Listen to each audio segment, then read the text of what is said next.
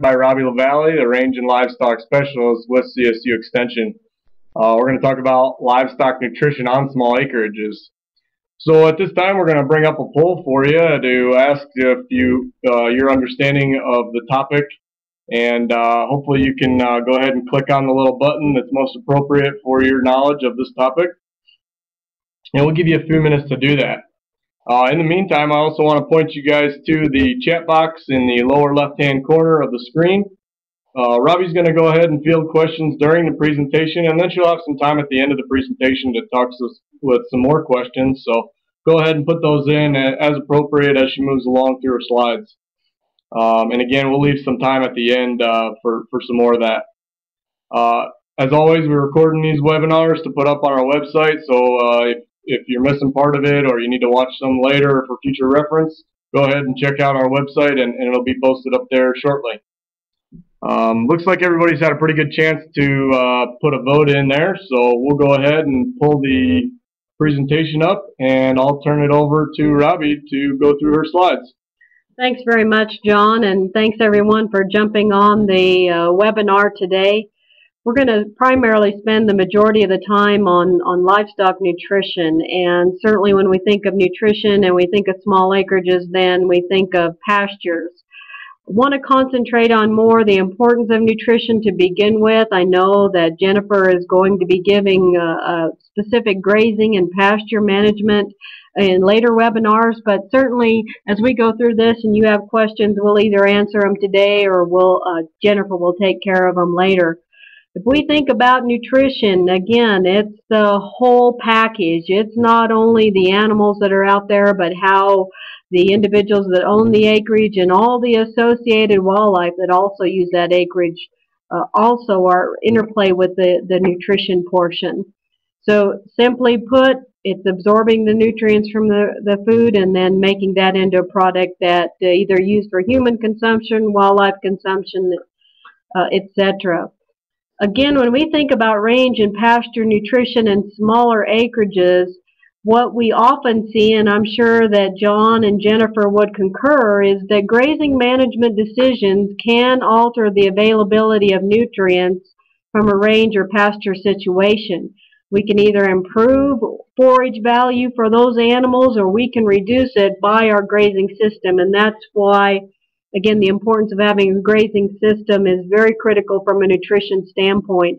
We've all seen smaller acreages that if there was just better pasture management, there would be better nutrition, and there would be a less dependence on purchasing outside supplements for the animals. So, again, all of this plays into each other and helps each other as far as the pasture management and the grazing. Again, as John mentioned, but if there's any questions as we go through, by all means, we'll answer them as we proceed.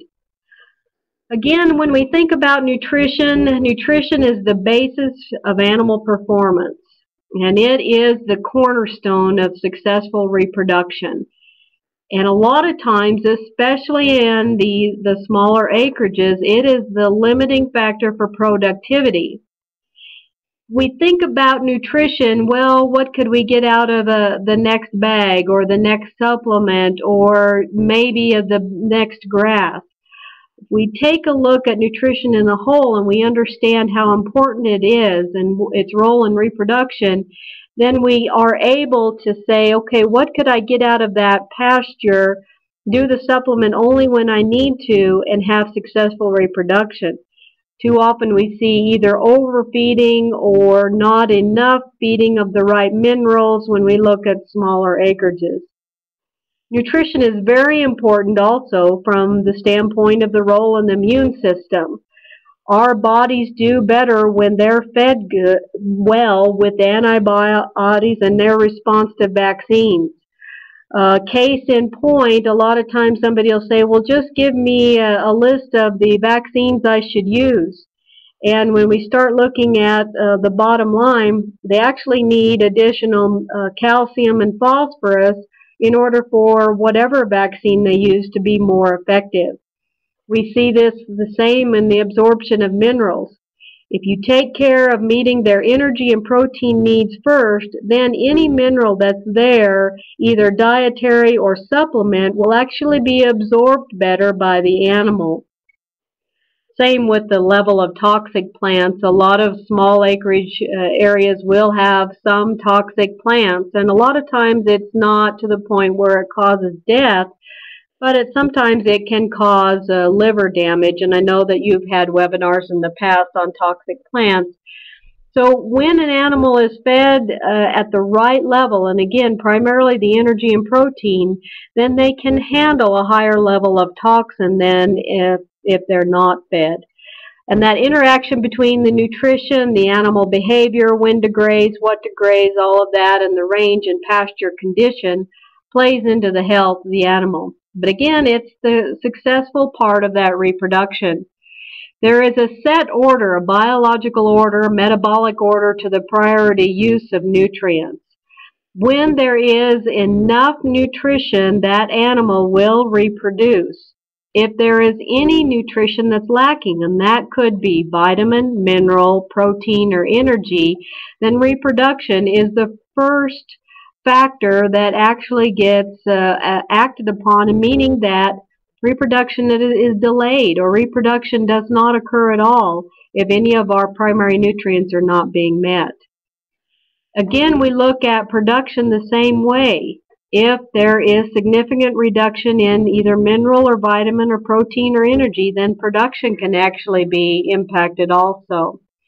And this next series of slides actually shows us this, and I realize that number 9 you cannot see very well on the screen. It simply says excess energy reserves.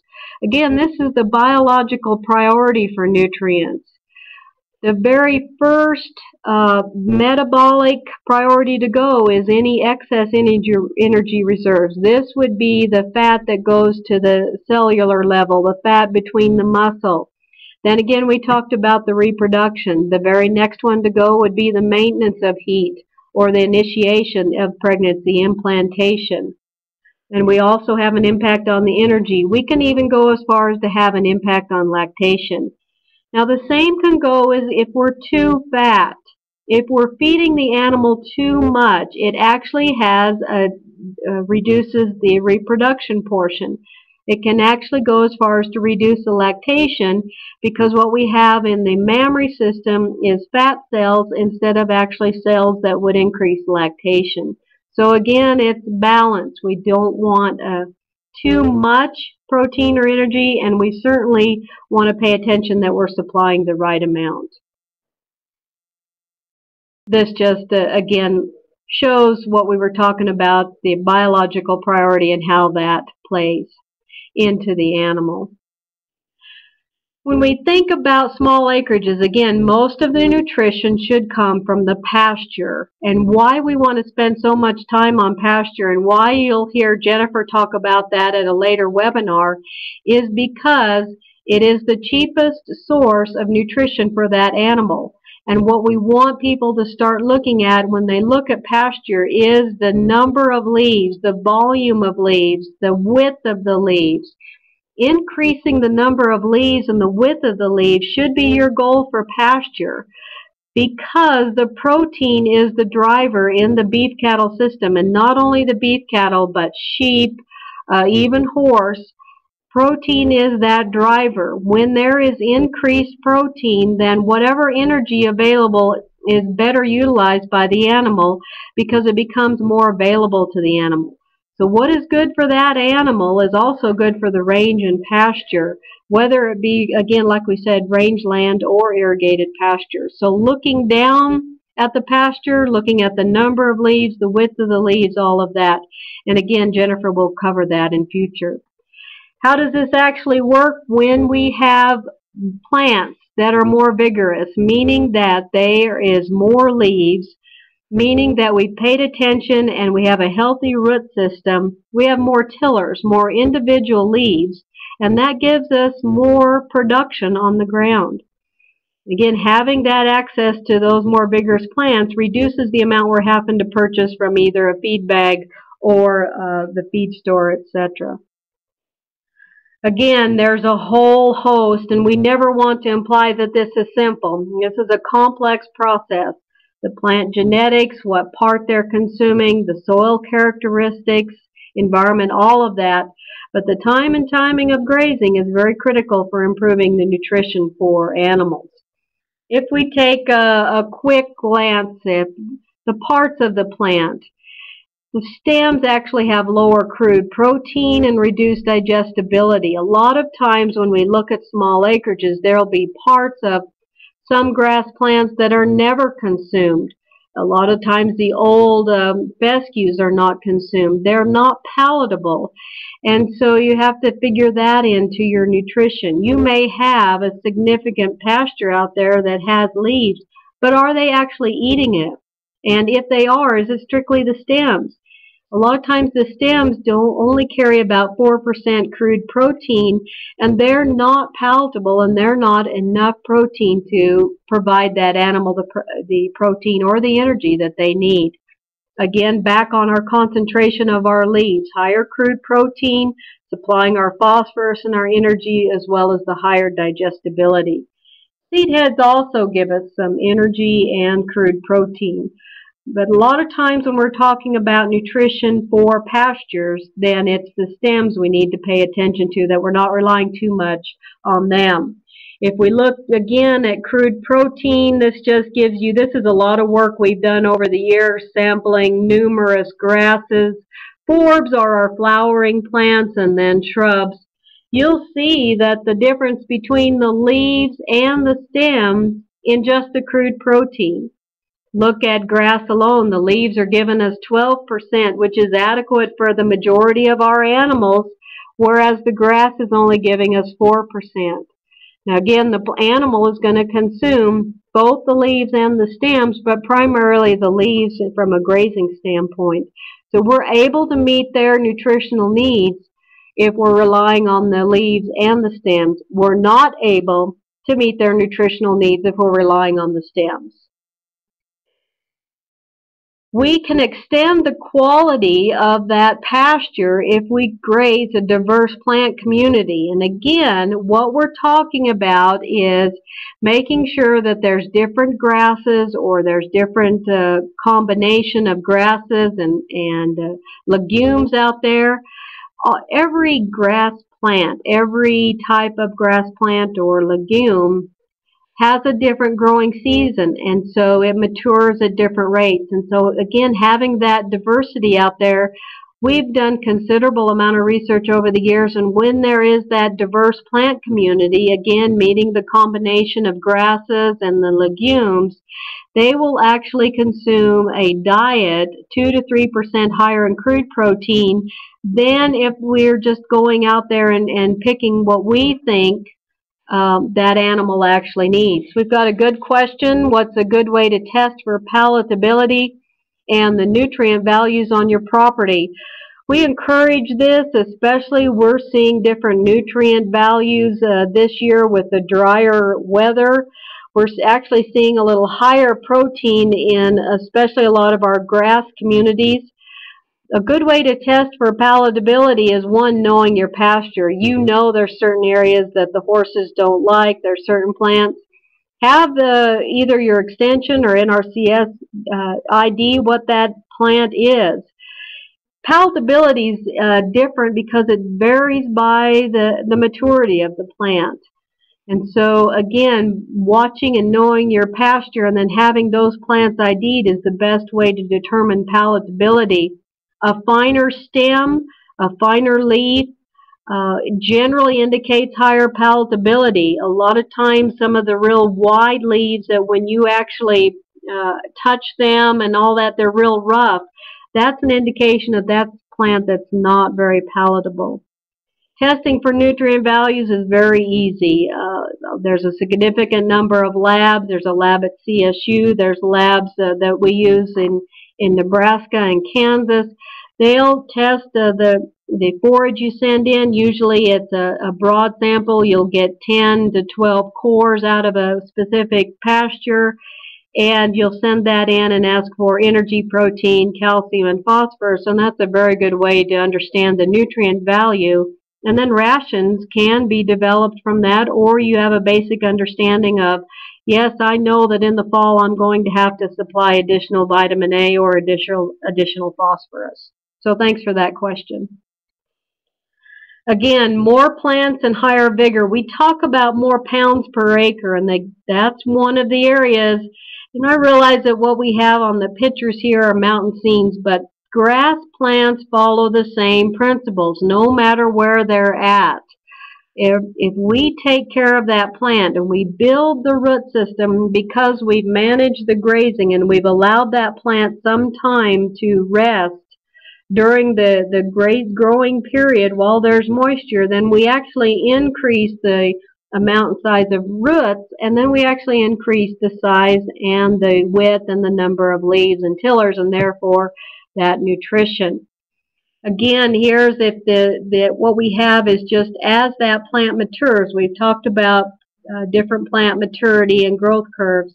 You'll see that what we have here is a chart. We've got the basic requirements for growth or lactation for a 1,100-pound beef animal, and then the lower line is 1,100-pound beef animal for just maintenance. This would be the period of time basically after they've weaned the calf and before they start the 6 weeks prior to calving.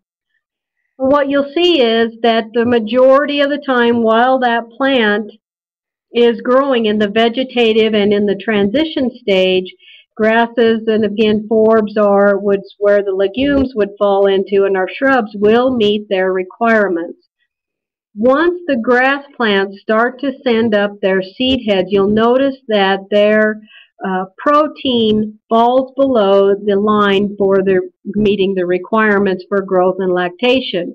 That's where we talked about having the diverse plant community, having the legumes in the mix that actually still would elevate the diet quality. A lot of times in pasture situations, you do not have the opportunity to graze shrubs. That would be more for a rangeland situation.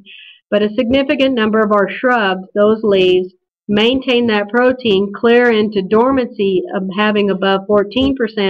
And so again, having that mixture of diet reduces the amount of dependency on purchasing outside supplements. The next slide shows us a similar for energy. Again, the majority of the plants maintain a higher level of energy and still meet their requirements clear into the dormant stage. But we get to a point when those plants do go dormant that we reduce the actual ability for that plant to meet their animal's requirements. This just recaps, grasses have less protein and phosphorus than shrubs or the legumes, but the grass leaves and the stems provide higher concentrations of energy than the shrubs and the forbs. Intake, again, here's where it's critical to really know your pasture, know what they're eating is intake. You can have grass out there, but if they're not consuming enough of that, you're not actually able to supply the nutrition that they need. That intake is balanced against quality. The higher quality, meaning the higher protein, the higher energy, then you have higher intake, meaning they'll actually consume more on a daily basis. Especially with our ruminant animals, our beef cattle, our sheep, etc., that ability for that rumen to digest the forage plays a role in how much they actually eat. So the higher quality, then there's less volume when that forage mass actually gets to the rumen, and then there becomes more room for additional forage. And if we just walk through an example here,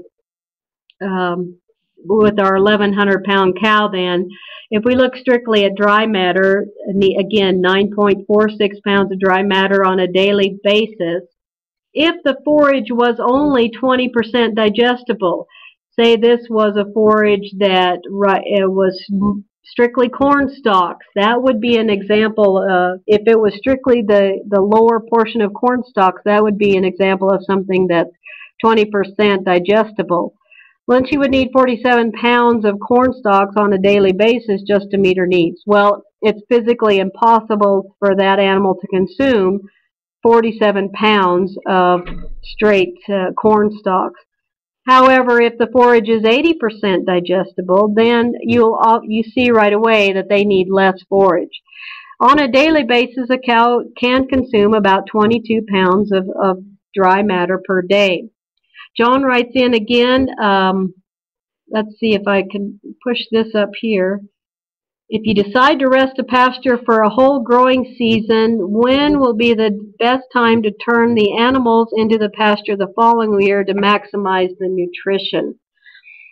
Again, we look at pastures on a case-by-case basis, but if you recently purchased a property, you're not sure what's growing there, you'd like it to be able to see what forage you have. What we always recommend to people is the following year to take care of the plant and to take care of your animal, especially with grass pastures. Turn the animals on in the spring when the majority of your grasses are between that 6 to 8 inch range, and then graze down half. So again, and that's half of the leaf volume. So on average, you're going to be out there till about 3 to 4 inches, then you're going to want to move that animal, and that will give you the maximum nutrition as well as for being good for your plant to improve long-term sustainability. I think there was another question also, if I'm remembering right. You're good. Okay. Okay, so again, animal nutrient intake is impacted by management, availability, and quality. But for purposes to kind of set the base for when Jennifer talks about grazing management, calculate that your animal will consume about 2% of their body weight per day. Now again, that's strictly for them. Now it can range from 1.5% to 3%, and it can be as high as 3% if that forage quality is high. Now what I always recommend to horse pastures is that you calculate 3 to 4% because they will trample a significant amount of forage weight. So calculate that when you're thinking about how much forage do I have out there, and so that you can do a better job with the actual nutrition. Mark writes in, why is 3% if quality is high? Again, as that quality increases, they'll consume more because there's less volume in the rumen. And when that quality is higher, that feed stuff moves through the rumen quicker. If you all think about what happens to the animal in the spring when that grass is first coming out and they're consuming a lot, that's a pretty high quality. And when we think about from an animal science standpoint, we talk about rate of passage. That forage quality is so high and it's being broken down so fast in the rumen that it's exiting the rumen at a high rate, and then the animal goes back out and eats more because it feels hungry. Therefore, a fast rate of passage means that they're consuming more. So that it comes with the forage quality, how long that forage mass stays in the rumen, and rate of passage. Here's one that we've seen a lot over the years is the role of water from a nutrition standpoint, and it doesn't get a lot of talked about it. The protein, the energy, the fat, the vitamins, the minerals, they get a significant amount of talked about, whether it be the popular press or from extension publications. But I have seen more issues with water over the years than in a lot, especially on smaller acreages. Insufficient water decreases forage intake, and again, that can lead to decreased in animal performance. But make sure that if the beef animal, middle of the winter, that they have access, 12 to 15 gallons of water. Sheep have access to 4 to 5. Horses have access to 12 to 15 gallons of water per day, and water that they're not having to break the ice themselves. Even in the summertime, make sure that there's not significant amount of moss in those areas. you know, I always tell people, make sure if you would stick your head in it, that your animal will also. So water really has an impact, again, not only on their ability to intake the pasture, but the immune system and their ability to ward off disease as well. Okay, again, the water issues I see, acceptability, is there high salt, all of that having an impact on performance. And here's what we've already talked about as far as the grazing plants from a nutrition standpoint and having the variety of plants out there. Just setting the base for future webinars specific to grazing. Again, paying attention to that pasture, walking the pasture, knowing the plants that are out there, knowing the palatability is huge from a standpoint of getting the animal the nutrition that it needs. Okay, another question coming in. It says a pasture of Kosha, which Kosha has done very well this year. Kosha is very palatable. It has a protein content of 14%. So from a palatability and a protein standpoint, it's very palatable, especially when it's green. The thing to be very careful with Kosha is it has the potential to be high in nitrates. Whenever plants, Kosha especially, oats, any kind of our small grain plants are stressed, and certainly this year has stressed plants significantly, then there is a potential for high nitrates. When an animal consumes plants with high nitrates, that decreases the blood's ability to carry oxygen, and you actually have the potential for animals dying. You have the potential for animals not reproducing. So again, Kosha is palatable. It's very good from a protein standpoint, but be very careful about nitrates. A lot of the extension offices have a field kit for testing nitrates. And if you bring a sample of that Kosha in, they can actually test it for nitrates. It won't give you an exact amount, but it'll tell you whether nitrates are suspect. And if they are suspect, then most of the extension offices will send that off to get an actual analysis. If they're consuming Kosha, by all means make sure they've got a significant amount of other hay available for them to eat. But by all means test that Kosha to make sure they're not consuming something that's high in nitrates. Difference in first and second cuttings of hay or alfalfa.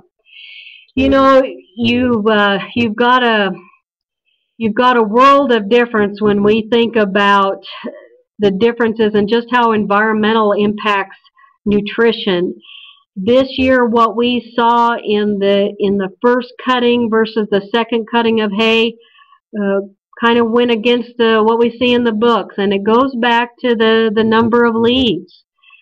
When we've got more leaves, we have higher protein. A lot of times that first cutting won't be as high in protein versus the second cutting of, and I'm strictly talking about grass hay now. And it has to go with, again, how that plant matures. The second cutting is generally, the days are a little warmer, the soil has warmed up, we get our volume of our flush of leaves with the grass hay versus the first. So again, more leaves generally, but a lot of times if someone's let the grass hay go too long and we start seeing more and more seed heads, then your actual nutrition will be decreased. So when we think about an average horse pasture, it has orchard grass, smooth brome, maybe meadow brome, maybe rye. Orchard grass tends to actually mature earlier than the bromes. So if you see a few seed heads of orchard grass and not a significant number of seed heads of the brome, then that's a pasture that you can say would be cut at the right time, particular for horse pasture, from the standpoint of having the protein and the energy. So it's not that we don't want any seed heads because of the different rate of maturity, but a few orchard seed heads is fine. You just wouldn't want to see all of the brome seed heads at the same time. Next question says, if feeding grass hay only, how do you know what vitamin minerals to supplement?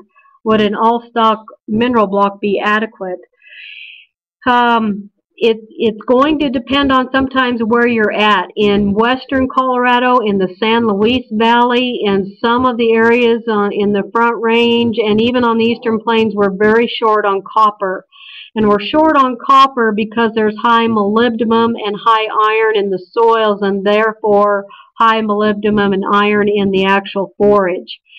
What the best thing to do there is, if start out with that all-stock mineral block, but make sure and ask locally, are we an area that's short in copper, especially for beef cattle? Now, caution here, if you're raising sheep or primarily sheep, do not add additional copper to their supplement. Sheep do not need additional copper. This is primarily for beef cattle. Horses, any kind of the all-stock, all-encompassing mineral block is adequate for the majority of the horses. Okay, during the drought, people are looking for feed alternatives or ways to cheapen up their feed. 2002 was very similar to this year when looking at alternatives and what could we do. There are liquid supplements, especially for the ruminants, that can be applied to some of the more lower quality forages. You know, the corn stalk bales, some of the straw. We actually just physically applied some of the liquid supplements to those bales, let them sit there, and then we were able to provide a forage that met the nutritional needs for both the sheep and the beef cattle. When you look at, when you look at trying to price cornstalk bales, that's not always, cheap either right now, some of the prices I've heard.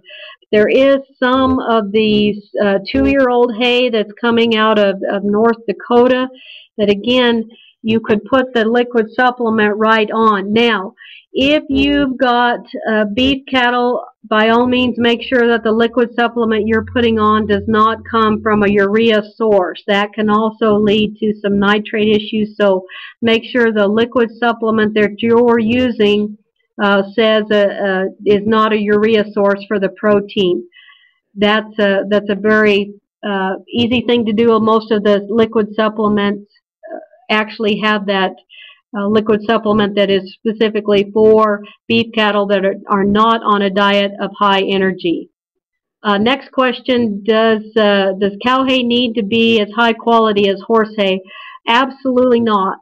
Again, the beauty of a ruminant animal is they can take low quality forage, and again, ruminant it falls with our sheep and our goats. They can take that lower quality feed stuff, and because of the microorganisms in the rumen, they break the feed stuff down and then release that to the animal, so it does not have to be as high quality as horse hay.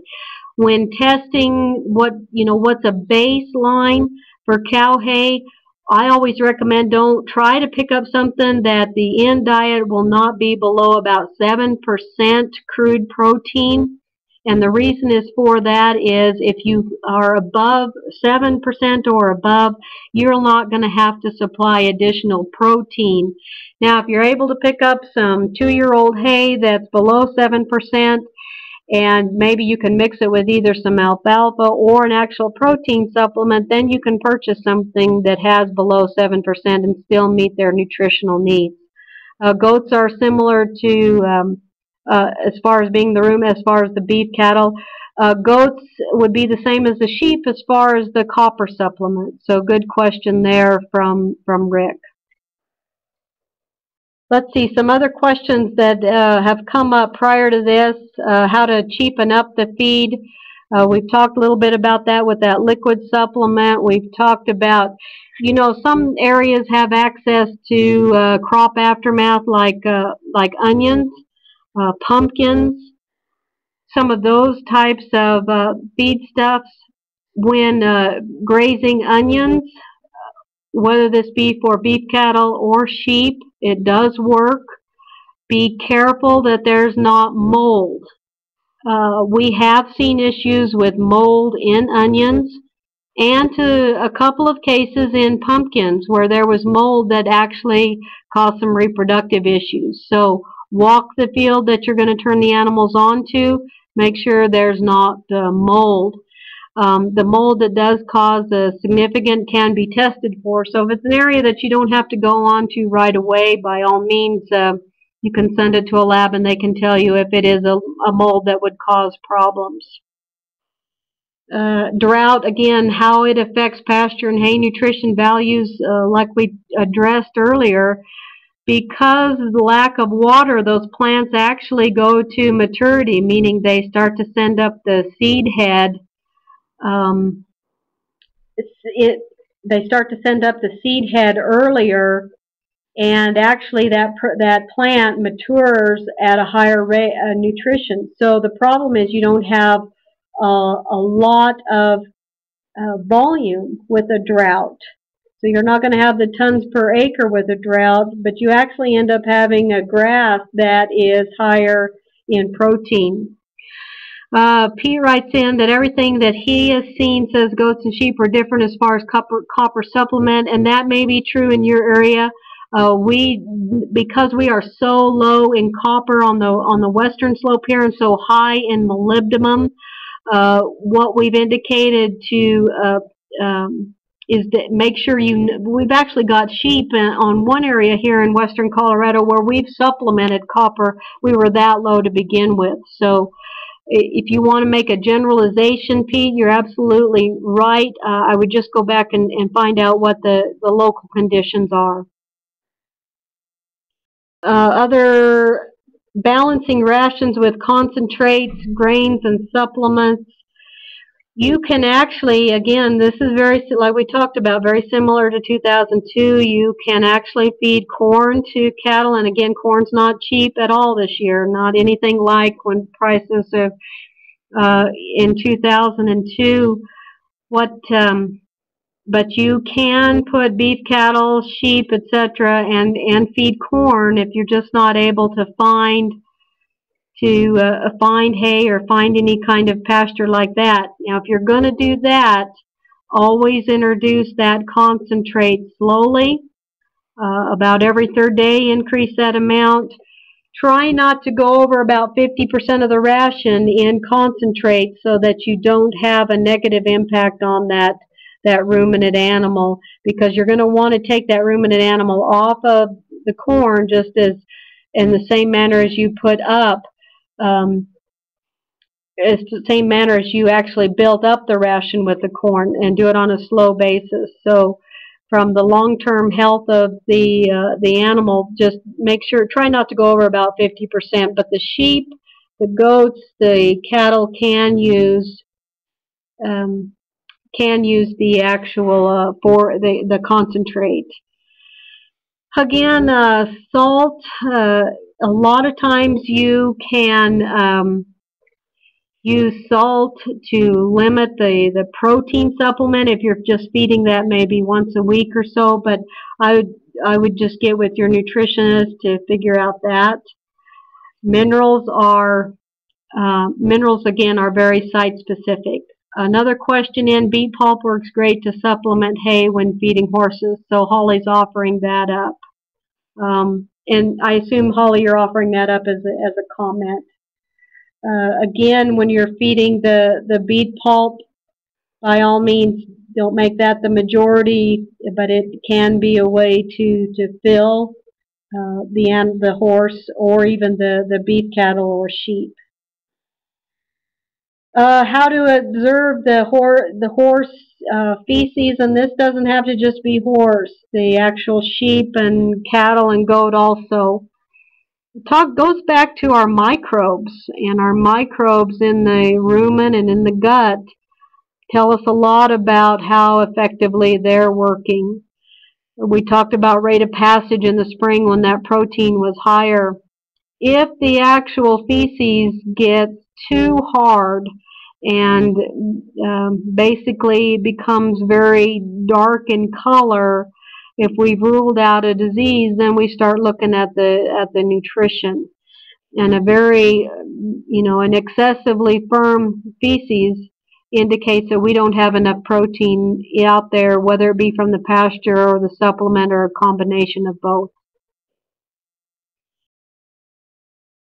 Always make changes, whatever nutrition you're thinking about, always make changes slowly. And right now, if you're going from a dry pasture to a higher moisture pasture with any kind of your ruminant animals, do it slowly and make sure those animals are filled up with dry hay before you put them on that wet pasture.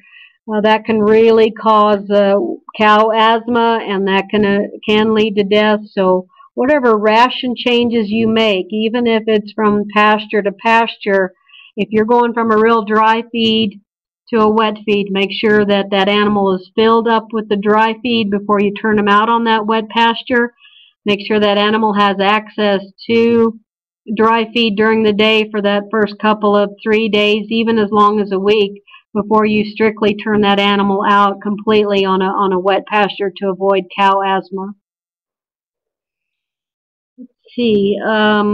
Again, cull products, onions, pumpkins, we talked about the mold. The other thing with onions and sheep and goats, they'll do very well. Beets, turnips, they'll work well. They'll consume the tops first, and then they'll actually dig around the lower part to consume that.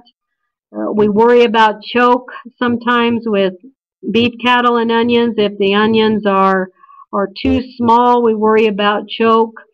So when onions are there, a lot of times beans are better. The aftermath of beans are better for cattle.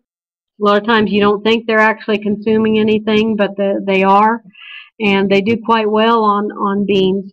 So onions can be used. Just be careful with choke, and like we said again, the mold. Corn stalks are kind of a standard especially for cattle, and whether they've baled the corn stalks or they've actually, grazing the corn stalks, then once that animal consumes the leaves and they start working on the stems, by all means you have to have a protein supplement out there. There's not enough energy in those corn stalks, so again, make sure that protein supplement is not coming from a urea source, that it's actually coming from a plant-based source, or you run into some health issues there. So there's a next question. Any other pointers when moving from pasture to pasture, particularly if you're doing aggressive management?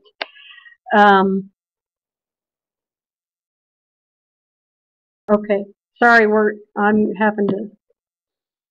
Okay, if you're like on the high intensity grazing rotation, and you're probably not going from that dry to wet situation. So that isn't such an issue, but what we're seeing right now is they're moving completely off of some dry pastures because they didn't hay them because there wasn't enough growth, and they're moving them on to some irrigated pastures that they did grow, and that's where the guys are running into some issues with some cow asthma. If you're on the same type of ground and it's a similar type of grass or a grass legume, and you're just on a higher intensive grazing system, we don't see the issues there. But as those pastures start to go into this dormant stage, then by all means start evaluating, do I need to start adding a protein? A lot of times if we have a warm fall, you're not going to need to have the protein, because right now our grasses are doing their fall regrowth. They're actually setting the buds for next year, and you're actually seeing some growth of pasture right now, some green. I'm sure you've noticed some green undergrowth, and you're not going to have to be supplying that protein. But as those pastures get down, because they'll get down to about 4 to 5% on the crude protein, you will need to be looking at supplying a protein. But from an animal health standpoint, the only thing right now we're seeing is going from dry to wet. You don't have the trouble going from wet to dry, but you have the issue going from dry to wet. One supplement that does help with that is Rumensin, and just putting that Rumensin block out with the salt block does help with cow asthma.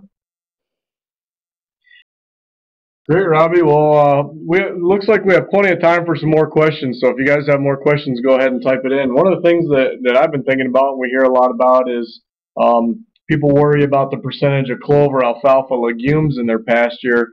You know, a lot of times we recommend to keep it 20 to 30%. I was wondering if you'd like to, talk a little bit about that.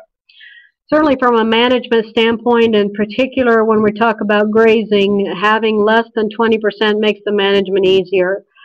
The alfalfa, the clovers during the high growth periods, when the animals are out there, we run into more issues with bloat. And, bloat, Dr. Knight, I'm sure that many of you have heard about him. He always says, that bloat has caused more death than any other toxic plant around, and primarily from alfalfa, to a lesser extent the clovers. So from a management standpoint, you have less to worry about with bloat, and with the horses not consuming as much. And I don't mean that if they're straight alfalfa they don't consume as much, but we do see, again, it goes back to having that variety and having a higher diet quality. We just have less issues with bloat when we don't exceed that 20%, but we still are able to take advantage of having the variety of quality. And then, yes, that having the legume does add some nitrogen, not a significant amount. There's a whole body of research that's being going on. How could we add more nitrogen? That does help. It doesn't add a significant amount, but it's primarily from a management standpoint with the grazing animal and bloat. Again, weed control also plays into that. When you've got a legume, you really reduce your options as far as weed control. Next question is, should I add a protein block to beef cows on grass hay for winter if they're lactating and pregnant? We look at grass hay, and I assume this is going to be harvested hay, so you're actually feeding something that's probably 8 to 9% as far as crude protein. And if we look at their 2.5% body weight, we're going to be feeding 25 pounds of actual grass hay on that.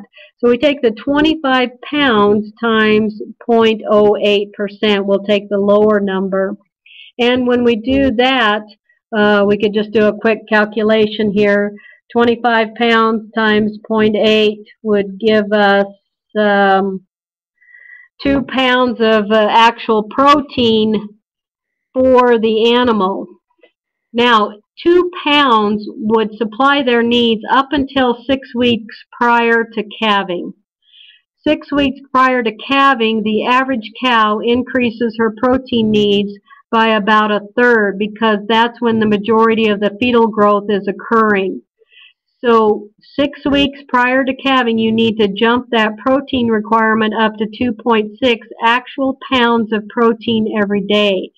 So either supply additional forage or supply forage that would have protein like an alfalfa, or put the protein source out there. And right now, a source of protein that's cheaper than the alfalfa is something like the soybean meal, the distillers, the soybean that. So again, it's that 6 weeks prior. Now, if you had to purchase 2-year-old hay and it was only at 5%, then it does not meet the requirements of the animal, even when it's just in maintenance mode. So even now, after you've weaned, you would need to be supplying that animal with a protein tub in addition to the grass hay. So that's why it's important to know what protein level you're actually feeding. It can mean the difference between having to purchase, a $500 a ton supplement or not, just knowing where you're at. So good question. Next question, what do you know about field bindweed? What problems does it cause with horses? Well, the seeds are what causes colic with horses, and that's where we see a lot of issues. And the good thing about bindweed is it's high in protein, so it can be grazed. It's palatable, it's soft. But what we do see is that when they consume too many seeds, we actually have an increased level of colic in horses. And then if there's, bindweed is the majority of the diet, there's actually been some cases where that segment in a horse between the small intestine and the large intestine, we see there be some compaction layers or compaction issues there. But it's primarily the seeds with bindweed that cause the colic. It's possible to introduce a legume into a dryland native pasture. There are alfalfas. Yellow alfalfa is one that the University of Wyoming has done a significant amount of work on, and it's lasted in some range plots 30 plus years. There's also range alfalfa that works in dryland native pasture. Now, again, as horrible as our growing conditions have been this year, it's not something that is going to be established. We always recommend to people have patience whenever you seed. Wait for 2 years before you call and say the seed didn't work. But there are some really good alfalfas that do work in dryland native pasture. Growing conditions are going to determine whether you get it planted. It always works best to do a dormant in the majority of areas. I would work closely with your NRCS or extension wherever you're from, but dormant seed like a November works well. Let that snow take it in and help with the freezing and thawing action, and make sure you get at least a 1/4 inch of soil over the top of those seeds, or you actually have the planted right before a snowstorm to help with that. Bird's foot trefoil does work in some areas. It's very hard to establish, though, and less success on dry land than some of the alfalfas. But good question, Holly. I think I missed one above. Did I get him, Kelly? Okay. Give me a couple more slides. Okay. By all means, keep bringing the questions in. I'm just going to finish up with the time and timing of grazing has an impact on the nutrition. You look at the root masses to the right there on that slide. That was strictly done by how hard they grazed.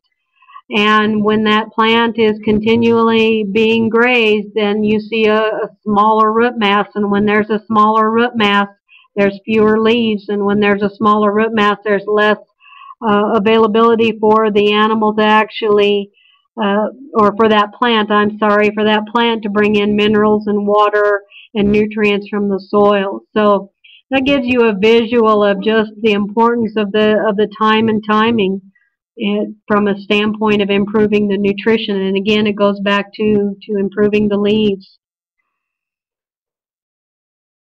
And, again, we'll keep answering the questions, but that nutrition impacts the reproduction first. If you're having any kind of reproduction issues with your animals, look hard and first at nutrition after you've ruled out disease. And just like we illustrated with the graphs, the nutritional value changes with the growth stage. And again, match that nutritional need to what's available. There's really good information out there from a standpoint of what the animal needs, like we talked about, 6 weeks prior to calving, 4 weeks prior to lambing, how the nutritional needs increase. And I'm sure we could have those topics at later seminars, but don't forget to kind of figure out, don't just feed the same thing over and over when the actual animal is changing their needs. Question, is there a change in nutritional value in the morning versus the evening grazing? The sugar content is what we see.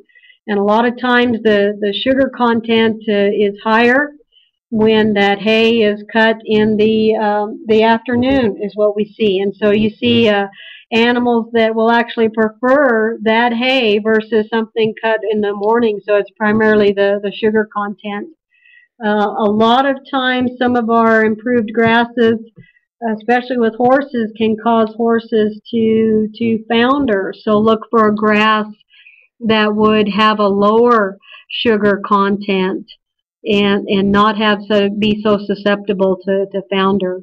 Another good question, if a fat beef cow loses weight, will this improve the ability to get pregnant? Absolutely. Yeah, absolutely. And we see that. There's lots of cows I've put on diets. And and it wasn't it was just a matter, well, they stand there at the fence and they tell me they're hungry, and then when I feed them they don't tell me they're hungry, and I certainly understand that. But you put a cow on a diet and they lose weight, they can, if there's no disease, then they have a higher chance of getting pregnant. So walk your pasture to maintain the plant vigor and supplement appropriately. And like I said, the majority of the extension offices have a significant amount of information, can do the ration balancing for you, can help you out and send the feed off to be tested. So there's lots of good information, and then you will specifically get the answers you need and be able to manage the animals appropriately, and then again more sustainably, because it won't be just depending on the next feed or the next supplement, because we're all in this to have a healthy animal, and it does, a lot of times we can get what we need out of our pastures.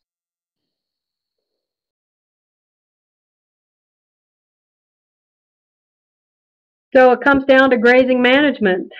What you have is the animals that change every day and the plants that change every day, and all you have to do is match them up. And of course, that's kind of tongue-in-cheek, because it's not simple. And sometimes I get very aggravated when somebody always gives me a depends answer. But when we do case by case, we can come pretty close to matching your animal with what it needs with the available forage resource that you have. Looks like we have one more question coming in. Yep. All right, we got a few more minutes, so if you guys want to type some more questions in, we'll go ahead in the meantime and pull a poll up. While you're typing your questions and Robbie's answering them, we can have you guys fill out those poll questions. The question was, how many times a year is testing warranted for a pasture? Basically, I would want to know what my pasture is right before it starts to send up a seed head. And then after, if you're going to harvest that product, then when it's in the bale. Now, if you're just going to harvest with the animal, again, right before it starts to send up the seed head, and then, like right now, I would take another sample, and that would give me an idea of an average growth curve, and then I would know going into the winter, what else am I going to need to supplement. We know the standard growth curves for the majority of our irrigated pastures. We know that. So we actually have that information available pretty readily. But if you're wanting to know for your specific pasture, then absolutely you can get that tested. So again, right before it puts the seed head up, and right now when it's starting to be dormant. How damaging are gophers to grass root systems? I've seen some gophers that are pretty heavy grazers. So yeah, they can really wreck a pasture. Prairie dogs, gophers, you name it, grasshoppers, cutworms.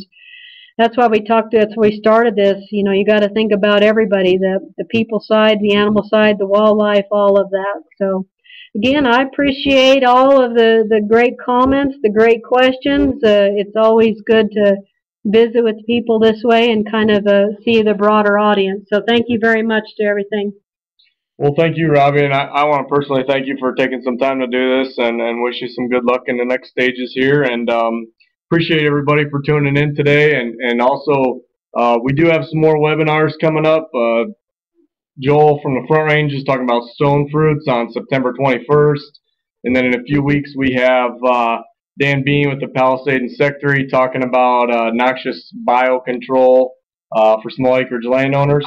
And anytime you want to take a look at these webinars or see future ones, go ahead and log into our website, and any of the information you need is there. We do have a whole series of webinars coming up here this fall on pasture and range management and some other topics that were touched on briefly today. So we're going to continue with this fall. So stay tuned for those announcements coming out. And thanks again, Robbie. Thank you. And y'all have a great day.